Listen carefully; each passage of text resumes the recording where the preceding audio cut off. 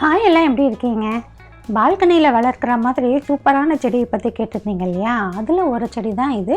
இந்த பிளான்ட்டோட பேர் அக்கெமெனிஸ். இது வந்து ஃப்ளவரிங் பிளான்ட்டு. இதோட சீசன் பார்த்திங்கன்னா ஜூன்லேருந்து அக்டோபர் வரைக்கும் இருக்கும். இந்த சீசனில் மட்டும்தான் இது பூக்கும். அதுக்கப்புறம் இந்த செடி வந்து இருக்காது. இது வந்து ஒரு சீசனல் பிளான்ட்டு தான். இந்த அக்கெமெனிஸ் பிளான்ட்டில் பார்த்திங்கன்னா பூக்களோட கலர் பார்த்திங்கன்னா pink, white, red, purple and yellow, இந்த 5 கலரில் கிடைக்கும். இந்த செடியோட வளர்ப்பு முறைன்னு பார்த்தீங்கன்னா டைரக்ட் சன்லைட்டில் வைக்கக்கூடாது. பால்கனிக்கு சூட் ஆகும். ஹேங்கிங் பாட்லேயும் வச்சு வளர்க்கலாம்.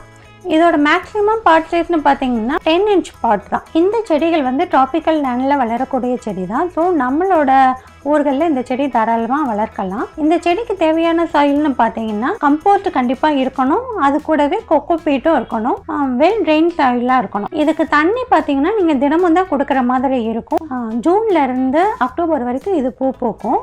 அதுக்கப்புறமா பார்த்தீங்கன்னா இந்த செடிகளில் இலைகள்லாம் கொட்ட ஆரம்பிச்சிடும். அப்போ நீங்கள் இந்த செடிக்கு தண்ணி ஊற்றுறதை நிறுத்திட்டீங்க அப்படின்னா இந்த செடியோட வேர் பகுதியில் கிழங்கு மாதிரி ஒரு அமைப்பு இருக்கும், ரித்தோம்ஸு. அதை நீங்கள் எடுத்து ஸ்டோர் பண்ணிட்டீங்க அப்படின்னா அடுத்து திரும்பவும் ஒரு ஜூனுக்கு முன்னாடி நீங்கள் விதைச்சிங்கன்னா இந்த செடி உங்களுக்கு திரும்பவும் கிடைக்கும். செடிகளை பற்றின இன்ட்ரெஸ்டிங்கான விஷயங்களை தெரிஞ்சுக்க நம்ம சேனலை சப்ஸ்கிரைப் பண்ணி வச்சுக்கோங்க.